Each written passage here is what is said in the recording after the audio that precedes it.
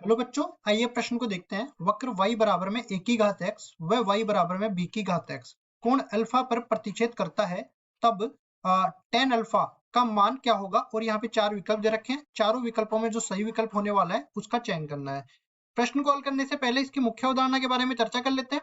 मुख्य अवधारणा, अब देखिए हमें ऐसे ऐसे बिंदु पर इसका कोण निकालना है। वैसे समझा देता हूँ। देखो, मान लो दो वक्र इस तरह से दे रखे हैं, दो वक्र इस तरह से दे रखे हैं और इस बिंदु पर मैं इनका पहले तो ढाल निकालूंगा और उसके बाद में tan अल्फा का मान निकालूंगा। मतलब ये जो कोण है, इनके स्पर्श रेखाओं के बीच में कोण आने वाला है। स्पर्श रेखाओं को भी यहाँ पे मैं बना देता हूँ। मान लो इसकी स्पर्श रेखा जो है इस तरह से बन रही है, इसकी स्पर्श रेखा इस तरह से बन रही है। तो ये जो कोण है ना, ये अल्फा के बराबर आ रहा है। अब मेरे को tan अल्फा का मान निकालना है। तो सबसे पहले तो क्या करूंगा, इस बिंदु पर ये दोनों वक्र एक दूसरे के बराबर होने वाले हैं। तो पहले तो क्या कर दूंगा, y1 बराबर में y2 कर दूंगा। दोनों वक्र बराबर होंगे तो मेरे पास बिंदु तो मिल जाएगा। मान लो कि ये बिंदु P मिल गया, इसके निर्देशांक मेरे को h, k मिल गए।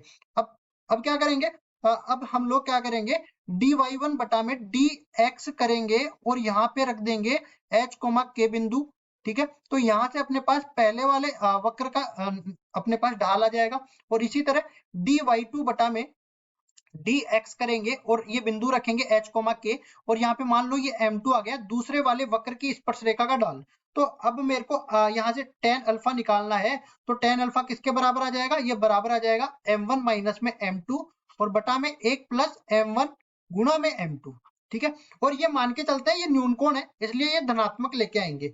अब चलते हैं सवाल में। सवाल में जैसा हमें दे रखा है, दो वक्र दे रखे हैं, y बराबर a की घात x और y बराबर b की घात x। तो दोनों को बराबर कर देंगे। y बराबर में a की घात x, इसको मैं समीकरण नंबर 1 नाम दे देता हूँ।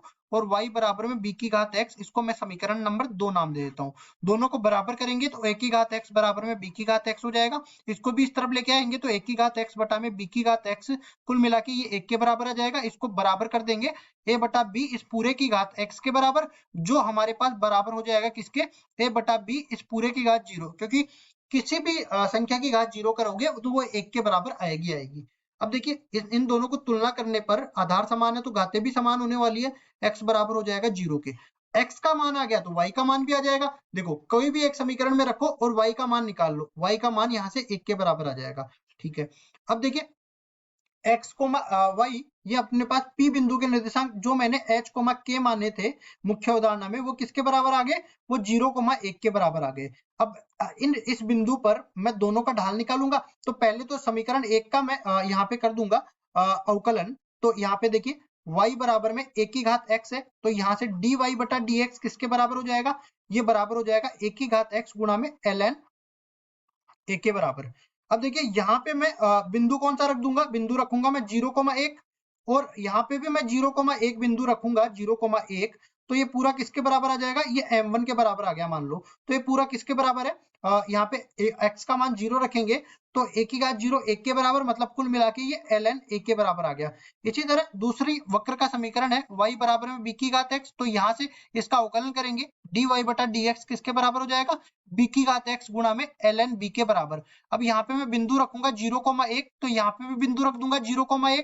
ये पूरा किसके बराबर बन गया, m2 के बराबर बन गया। यहाँ पे ये पूरा ln b के बराबर आ गया। तो m1 का मान आ गया, m2 का मान आ गया। अब तो देखो tan अल्फा आ ही सकता है, तो tan अल्फा किसके बराबर आ जाएगा, m1 माइनस में m2 बटा में 1 प्लस m1 गुणा में m2, और जो भी आएगा उसका धनात्मक मान, मतलब न्यून कोण के लिए हमें लेना है ये।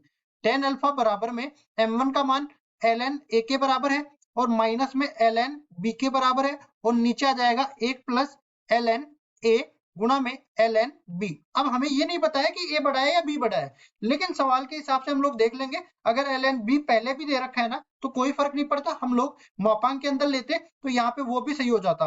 तो यह हमारे पास में देखो ln log a माइनस में log b बटा में 1 प्लस log a गुणा में log b, तो विकल्प b सही हो जाएगा। और यहाँ पे मैं ये भी बता देता हूँ, अगर यहाँ पे मेरे पास ln b माइनस में ln a और बटा में 1 प्लस ln a गुणा में ln b भी आता ना, तो ये विकल्प भी बिल्कुल सत्य हो जाता। मतलब ये दोनों ही विकल्प नहीं, दोनों ही उत्तर आपस में सत्य है, लेकिन विकल्प के हिसाब से हमने बता दिया कि विकल्प नंबर बी बिल्कुल सही उत्तर है। आशा करता हूँ ये सवाल आपको समझ में आया होगा। धन्यवाद।